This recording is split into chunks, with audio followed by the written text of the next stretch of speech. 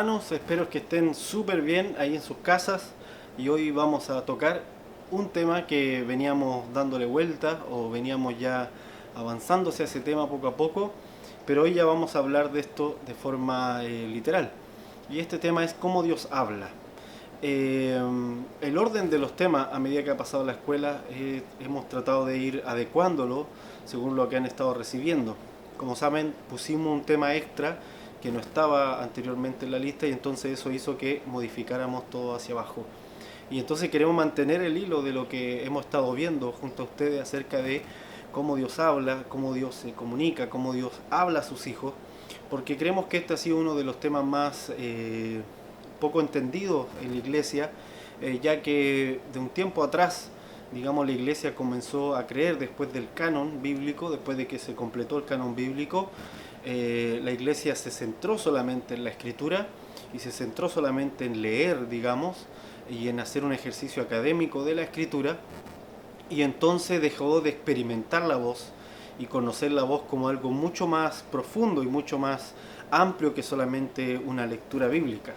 Ahora, como decía en los temas anteriores, el leer es importante, el conocer la escritura es muy importante, y creo que es una parte que está a la base de la formación de un profeta como de cualquier ministro, o cualquier llamado que tengamos. Pero el hablar de Dios, la voz de Dios va mucho más allá, y en esto creo que concordarán conmigo, va mucho más allá del escribir, puesto que cuando el Señor creó todas las cosas no lo escribió primeramente, sino que lo habló. Amén. Él declaró, sea la luz, y la luz vino. Ahora, cuando hablamos acerca de cómo Dios habla, hay varias cosas que entonces hay que empezar a aclarar, hay que mostrar algunas cosas que no se ven a simple vista cuando estamos leyendo la Escritura, y de eso vamos a tratar en este tema. Así que, ¿qué les parece si oramos y comenzamos? Padre, te damos gracias porque eres fiel y bueno, y qué maravilloso, Señor, es poder tener este tema en esta escuela y poder profundizar acerca de cómo tú hablas a tus hijos, porque esto es un regalo, es una herencia que tú nos diste y queremos aprovecharla. Espíritu Santo, guíanos para tener completo entendimiento acerca de cómo tú hablas, Señor, a nuestros corazones y cómo podemos oír tu voz de forma plena, de forma segura, de forma nítida, Señor, en nuestro interior. Gracias te damos por tu fidelidad. En el nombre de Jesús te lo pedimos, Señor. Amén. Amén. Dios es fiel en esto y eso es bueno. Y quiero que vaya conmigo para comenzar a un versículo muy conocido que es Mateo 24:35. Ahora, este tema acerca de la voz de Dios es crucial, porque hay una gran diferencia entre una familia que oye la voz de Dios y una familia que no escucha la voz de Dios. Hay una gran diferencia entre una nación que está oyendo la voz de Dios y una nación que no conoce la voz de Dios. Y hay una gran diferencia, ya que ha escuchado acerca de que Dios tiene una generación para cada tiempo. Hay una gran diferencia entre una generación que viene de Él y otra generación que no pertenece al Señor o que no es parte del reino. Y la gran diferencia está en que la generación de Dios escucha la voz de Dios para ese tiempo. Amén. Entonces vamos a ver, por ejemplo, que los fariseos conocían la Escritura, de hecho mucho mejor que el resto del pueblo judío, pero ellos no eran la generación de Dios porque básicamente no oían la voz de Dios, aunque sí conocían la Escritura. Entonces podemos conocer la Escritura y no oír la voz de Dios. Como también podemos conocer la Escritura y aparte oír la voz de Dios, y entonces obviamente ahí nos sumergimos en un mar inmenso de sabiduría, porque el Señor está hablando, no solamente nos está hablando, sino que además podemos seguir profundizando en lo que Él nos dice. Entonces el tema de la voz de Dios es crucial, y una de las cosas que necesitamos comprender es que había una forma de entender la voz de Dios hace algunos años atrás, pero luego con todo el mover profético que ha venido tocando a la iglesia en las naciones alrededor de los últimos 20 años, esta noción de la voz de Dios ha ido creciendo, ha ido creciendo el entendimiento de cómo Dios habla. Y esto es lo que quiero traspasarles hoy, porque es algo que yo he podido experimentar y creo que algunos de ustedes también lo han hecho, y entonces podamos asentar algunas verdades acerca de cómo Dios habla. Entonces les decía que vayamos a Mateo 24, versículo 35. Y este es un versículo muy conocido. Dice: el cielo y la tierra pasarán, pero mis palabras no pasarán. Y quiero mostrar, antes de entrar a algo mucho más extraño, se puede decir para algunas personas, aunque creo que si vieron el tema lenguaje eterno, ya muchas cosas se abrieron, y hoy día vamos a reafirmar algunas de esas cosas que hablamos en lenguaje eterno, en el tema lenguaje eterno, pero también vamos a profundizar en otras. El cielo y la tierra pasarán, pero mis palabras no pasarán. Aquí el término para palabras, mis palabras, está diciendo el Señor, no pasarán. El término para palabras fue traducido como logos en el griego porque era el término más cercano a lo que Dios estaba diciendo. El logos no era solamente algo escrito, porque el término para lo escrito era grafé. El término logos tiene relación no solo con una palabra, o en el español fue traducido a verbo, ¿verdad? Aquí vemos que logos está siendo traducido como palabras. En Juan 1 dice el verbo, usando el mismo concepto logos.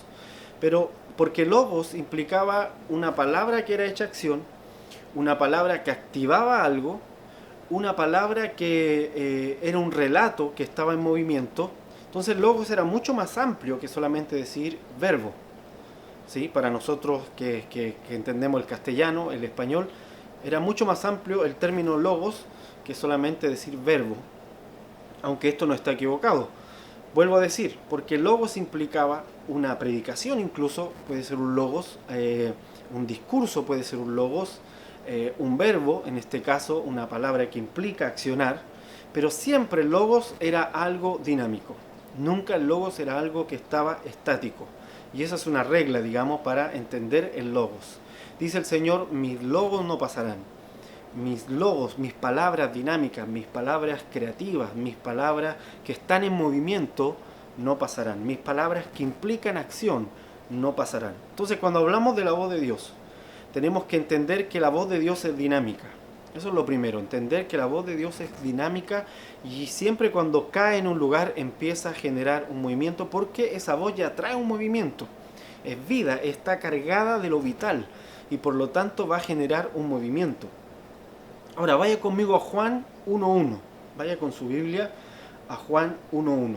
Y esto es importante porque a veces creíamos que memorizar escrituras, yo lo creí en algún momento, era tener revelación, era tener sabiduría. Y no estaba malo memorizar porque obviamente esos conceptos, esas verdades bíblicas iban quedando en mi mente. Pero no era revelación. La revelación implica una experiencia, implica que vienen logos y yo puedo insertarme dentro de ese logos, puedo insertarme dentro de esa dinámica. Imaginemos que el logos fuera un automóvil, un carro dicen en algunos países, un auto dicen en otros. Imaginemos que es un automóvil el logos y viene en movimiento, viene moviéndose. Lo que uno tiene que hacer es correr y ¡pum!, subirse adentro para que haya revelación. Si yo me subo dentro de ese logos, entonces voy a entender que es una palabra, pero que está en movimiento, que se está moviendo, que es dinámica, y para que se me sea revelada debo insertarme dentro de ella. Amén. Imagínense que la Escritura dice que el verbo se hizo carne. Por eso era tan complicado entender esta realidad. Dice que esa voz dinámica de pronto, pum, se humanizó. Esa voz que venía en movimiento, pum, se humanizó. Y ese movimiento ahora estaba dentro de Jesucristo. Esa dinámica de la voz de Dios estaba dentro de Jesucristo. Dice Juan 1.1. En el principio era el verbo. Ahora sabemos que esa voz salió con una dinámica, con una palabra creativa. Era el verbo. Y el verbo era con Dios y el verbo era Dios. Amén. Entonces, siempre cuando escuchemos logos sabemos que eso implica una acción. Y por eso fue traducida de hecho a verbo, porque para nosotros los verbos son palabras que implican acción, como saltar, como comer, en fin, alguien está accionando algo. Y por lo tanto, para que el logo sea revelado, yo tengo que accionar. Amén. Lo voy a poner de esta forma. Si el Señor me habla, ya sea por una escritura, ya sea por un sueño, ya sea por una visión, y me está diciendo yo te voy a proveer, esa verdad se me va a revelar cuando yo vea esa acción, cuando yo experimente esa acción de Dios proveyéndome. De otra manera me va a ser imposible entender lo que Dios me está diciendo. Amén. Hasta que Dios no me provea, hasta que yo no quede sin nada más, sin ninguna cosa en que depender excepto Él, y sea Él quien me libere, quien me salve, digamos, y me provea, entonces se va a abrir en mí esa revelación que dice el Señor es mi proveedor. Amén. ¿Por qué? Porque la voz ha venido a generar una acción, yo he estado inserto en esa acción, la he experimentado y por lo tanto se me reveló. Amén. Entonces la voz de Dios es una experiencia y en esa experiencia se me revela la voz de Dios. Cuando digo revelar, también voy a aclarar ese concepto. Piensen en un teatro, que como el término apocalipsis, ¿verdad? Apocalipsis, el velo es corrido. Piensen en un teatro en donde se mueve el velo y comienza la acción, comienza la escena a operar. Entonces hasta que el velo no es corrido, yo no puedo estar dentro ni entender lo que está ocurriendo en esa acción. Por mucho que esté ocurriendo algo detrás del velo, yo no voy a saber qué es o voy a interpretar algo mal. Y le pasaba esto también a los sacerdotes cuando el velo estaba en medio de ellos, entre la presencia del Señor y ellos. Solo una vez al año ellos entraban, entonces cruzaban el velo y podían absorber de la revelación de la voz de Dios. Pero eso no era todos los días. Por lo tanto, revelación es que se mueve ese velo y yo puedo entrar confiadamente. Amén. Ahora, la revelación está al alcance de cada uno de nosotros. Por ahí alguien me dijo, hermano, no va a haber revelación, y yo comenté esto en el video pasado, no va a haber revelación porque toda la revelación terminó en Apocalipsis. Bueno, leímos un versículo en el video pasado acerca de por qué eso no es tan cierto, ¿verdad? Pero aparte de ese versículo, podemos decir también que el velo fue corrido. Y si no va a haber más revelación, entonces ¿para qué fue corrido el velo? El hecho es que Pablo, los apóstoles, cada vez que hablaban de Jesucristo, decían, Jesucristo te tiene que ser revelado. Ellos no usaban otro término, ellos no usaban el término iluminación, por ejemplo, que se usa mucho en teología, en que se separa revelación de iluminación. Se dice que revelación es cuando es todo lo que está escrito en la Escritura, que fue dado a los apóstoles y los santos, y que iluminación es que nosotros leamos y entendamos eso escrito. Ese concepto no es del todo cierto, no es del todo bíblico, porque aún los apóstoles usaban el término revelación. Pocas veces usaron el término iluminar, ¿sí?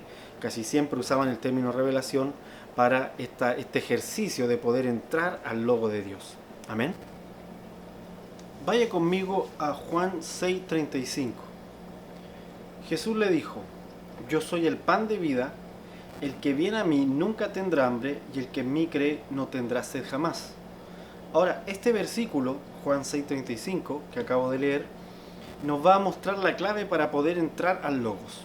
Le decía que el Logos es una palabra entonces que implica acción, pero que está en movimiento, se debe entender siempre en movimiento.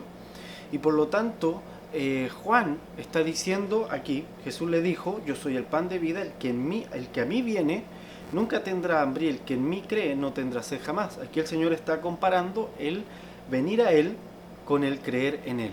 Entonces, ¿cómo yo entro a ese logos? ¿Cómo yo entro a este verbo que se hizo carne? ¿Cómo yo entro a esta voz que está en movimiento? Digo está en movimiento porque la voz de Dios no solo está sonando ahora, viene sonando hace muchos años, viene sonando hace cientos de años. La escuchó Lutero, la escuchó Wycliffe, la escucharon todos los reformadores y los diferentes profetas de las diferentes naciones, la están oyendo todo el tiempo. La voz de Dios está moviéndose, no está estática. La Escritura a veces nos hace creer que la voz de Dios está estática porque es inamovible lo que Él ha escrito, y en eso todos estamos de acuerdo. Pero también sabemos que cuando lo estoy leyendo, eso que está escrito sale hacia mí, me he revelado a mi espíritu, he revelado a mi corazón lo que está ahí escrito y se vuelve algo dinámico, se vuelve una experiencia para mí. Por lo tanto, para yo poder entrar a este logos, para yo poder entrar a esta palabra que está moviéndose, necesito creer. Y eso es lo que está diciendo Juan 6:35. El que viene a mí nunca tendrá hambre, y el que en mí cree no tendrá sed jamás. O sea, venir a Él es creer en Él. Dicho de otra forma, si yo quiero entrar dentro del logos, tengo que creer en esa voz. Si creo en esa voz, entonces puedo entrar a ella. Y esta es la clave, esta es lo que hace la diferencia entre lo que entendíamos antes acerca del logos y lo que entendemos hoy acerca del logo de Dios. Y es que el logo de Dios se puede entrar por medio de la fe. De nada me sirve leer si no estoy leyendo con fe. Y obviamente si no estoy leyendo nada, tampoco me ayuda mucho. Pero la voz de Dios se necesita escuchar siempre con fe. Dice la Escritura que todos fueron traspasaron, digamos, el mar donde se ahogó el faraón, todos cruzaron el mar rojo, todos bebieron del agua que salía de la roca, pero no a todos les dio provecho todo esto, no todos lo aprovecharon. ¿Por qué? Porque no todos oyeron con fe lo que estaba ocurriendo, no todos reaccionaron con fe frente a lo que estaban viendo. ¿Qué estaban viendo? La voz de Dios manifestándose de forma dinámica. Amén. Entonces, para entrar en este verbo necesito fe. La incredulidad es totalmente contraria a la voz de Dios. Y si a usted le gusta anotar por ahí, anote en su cuaderno, la incredulidad es totalmente contraria a la voz de Dios. Ahora, vaya conmigo a Efesios 6:17. Entonces vimos una forma en que entendíamos la voz de Dios, que es Logos, y ahora yo estoy tratando de reinterpretar esta manera en que entendíamos la voz de Dios mediante el concepto Logos, para que quede un poco más amplio para lo que vamos a hablar acerca de cómo Dios habla. Y la segunda forma es rema, que también es algo muy conocido por nosotros, un rema de Dios, algo que sale de la boca. Dice, y tomad el yelmo de la salvación, Efesios 6:17, y la espada del Espíritu, que es la palabra de Dios. Aquí el término que usa Pablo no es el logo de Dios, él está usando el término el rema de Dios. Amén. Ahora, el rema se caracterizaba o se diferenciaba un poco del resto de las formas de hablar o de las formas de palabra, porque el rema era algo que siempre había sido dicho, era algo que se podía oír, porque estaba siendo declarado. Y también tiene la misma condición que el logos, o la misma condicionante. Es la fe la que condiciona si una palabra se vuelve logos o si una palabra se vuelve rema. Es la fe. Amén. Si yo entro dentro del logos va a depender de cuánto creo. Si tengo fe puedo entrar dentro del logo de Dios. Si tengo fe entonces también puedo hablar el rema de Dios. Amén. Hay un ejemplo bien bueno que es David cuando está siendo perseguido por Absalón. Y cuenta que él está subiendo al monte de los olivos, como Jesús subió, ahí clave, entre paréntesis, David subió el monte de los olivos también igual que Jesús. Pero David cuando está subiéndolo, da la vuelta y él declara algo. Él dice, Señor, entorpece el consejo de Aitofel. ¿Se acuerdan que Aitofel había traicionado a David y era un muy buen consejero? Y se había ido al lado de Absalón. Entonces todos temían que el consejo de Aitofel le diera la victoria a Absalón. Entonces lo que hace David es soltar un rema, una sentencia, pero lo hace con fe. David tenía la fe necesaria para soltar un rema. Un rema no es un pensamiento positivo, un rema es que yo tomo la voz de Dios y la declaro con fe. Amén. Un rema no es una frase, un eslogan que a mí se me ocurra y la quiero decir de forma positiva. No. Un rema es que yo tomo la voz de Dios y la declaro con fe. Amén. Entonces David oye lo que Dios quiere hacer. Dios quiere entorpecer el consejo de Aitofel y él lo declara con sus palabras. Él dice, entorpece, Señor, el consejo de Aitofel. Bueno, y conocemos la historia de cómo el consejo de Aitofel no fue tomado y él cae en tal depresión, Aitofel, que se termina ahorcando, se termina matando. No recuerdo si se ahorca o muere de otra manera. El asunto es que literalmente se entorpeció su consejo, a pesar de que era un consejero muy reconocido. Entonces el rema es algo que se habla y tiene la misma condicionante del logos que se necesita para entrar dentro del logos, que es la fe, pero el rema es para poder hablar la voz de Dios. Segunda de Pedro 3:2. Me gusta este versículo porque Pedro lo está diciendo a una iglesia que está leyendo una carta. Amén. A una iglesia que ha leído las cartas y que ha leído también muchas veces, o le han leído los rollos de los profetas antiguos. Entonces Pedro dice esto en segunda de Pedro 3:2. Para que tengáis memoria de las palabras que antes han sido dichas por los santos profetas y del mandamiento del Señor y Salvador dado por vuestros apóstoles. Fíjense lo que dice, de las palabras que antes han sido dichas, o sea, fueron declaradas, fueron habladas. Él no dice de las palabras que fueron escritas por los profetas, sino que él deliberadamente dice las palabras que han sido dichas por los profetas. Y aquí usa el término rema. En el original dicen los remas que han sido dichos por los profetas. Entonces el profeta tomaba la voz de Dios y la declaraba con fe. Amén. No venía con toda la incredulidad del mundo ahí tratar de declarar algo del Señor. No. Cuando él declaraba lo hacía con fe, con plena certeza de que lo que estaba declarando se iba a cumplir. Me gusta otra revisión, la NBI del mismo versículo dice, recuerden las palabras que los santos profetas pronunciaron en el pasado y el mandamiento que dio nuestro Señor y Salvador por medio de los apóstoles. Recuerden esto. ¿Nunca se han preguntado por qué Jesús no escribió nada, no escribió una carta, no dejó nada escrito? Yo sí me lo he preguntado por si acaso.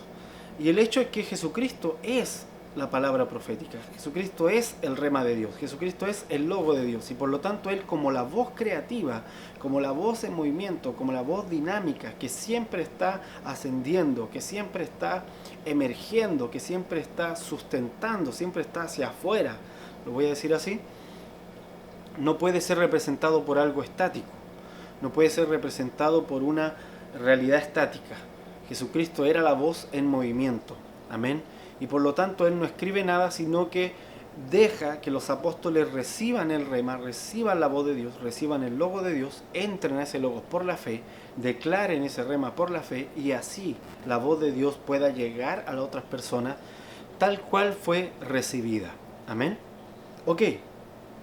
Ahora esto es importante porque Dios envió su voz, que es Jesucristo. Amén. Dios envió su voz a nosotros, y en este envío la única forma de recibir esa voz era por la fe.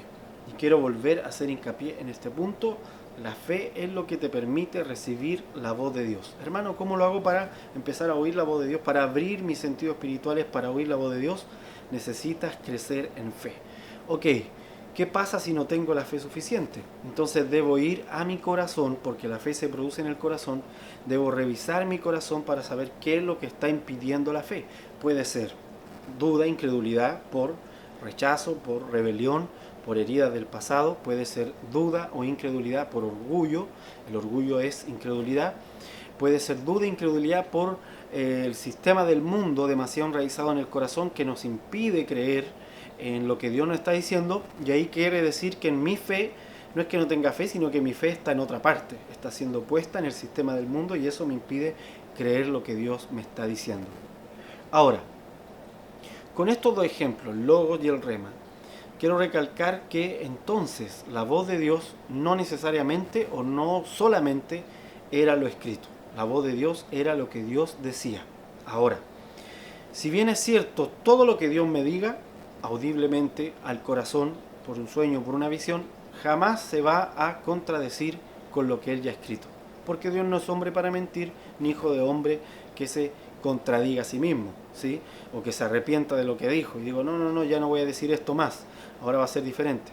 Ok, el Señor no va a contradecir lo que Él ha escrito, y por eso es bueno poder leer la Escritura, por eso es bueno ser alguien que no sea un neófito, un novato en estas cosas que son básicas, ¿verdad? De poder conocer. Si yo realmente amo al Señor, entonces debería enamorarme de las cosas que Él ha dicho, debería desear conocer lo que Él ya dijo, porque lo que va a decir más adelante no se contradice con lo que Él ya dijo. Amén. Ahora, es importante comprender que todo lo que Él está diciendo hoy, todo lo que Él está declarando, se convirtió o se va a convertir en nosotros en una experiencia en la medida en que creamos. Los profetas del Antiguo Pacto escribieron la voz de Dios, pero primero la recibieron audiblemente, la experimentaron y entonces la escribieron. Amén. La escritura fue consecuencia, ¿sí?, de haber oído la voz de Dios. Vuelvo a decir, la escritura fue consecuencia de haber oído la voz de Dios. Así como decimos que la iglesia es consecuencia del reino de Dios, y no es que la iglesia sea, digamos, quien da a luz el reino, sino todo lo contrario, el reino de Dios en Cristo da a luz a la iglesia. También podemos decir que oír la voz de Dios, experimentar su voz, dio a luz el haber tenido la palabra de Dios entonces escrita. Amén. Necesito aclarar estas cosas para poder quebrar en su mente algunos paradigmas que ellos están impidiendo que usted escuche la voz del Señor. Y por último, quedan varios versículos, pero cerrando esta idea, Hebreos 11.3. Hebreos 11.3. Dice, por la fe entendemos haber sido constituido el universo por la palabra de Dios. De modo que lo que se ve fue hecho de lo que no se veía. O sea, entendemos que Dios construyó el universo por su voz, ¿sí?, pero lo podemos entender solo mediante la fe. Es la fe lo que nos permite entender lo que Él ha dicho. Y vuelvo a recalcar el mismo punto. Sin fe es imposible oír la voz de Dios. Sin fe es imposible captar la voz de Dios, absorber la voz de Dios. Porque la falta de fe es un corazón endurecido. La falta de fe es un corazón de piedra, o un corazón de piedra produce también falta de fe, si se quiere decir de otra manera. Ahora, fíjense lo que Jesús dice, vaya conmigo a Mateos 4:4. Mateos 4:4. Y perdone si voy como apurado, pero sé que muchas de estas cosas las vieron en lenguaje eterno, en el tema del lenguaje eterno, y yo espero que si usted lo puso atención, ¿sí? Y lo vio varias veces, el lenguaje eterno, que fue un tema que quisimos incluir por esto mismo, si usted pudo poner atención a esto, entonces esto debería estar ya un poco más masticado dentro suyo, debería estar más asentado, y por eso estoy apurándome en esto, quiero llegar a otro punto.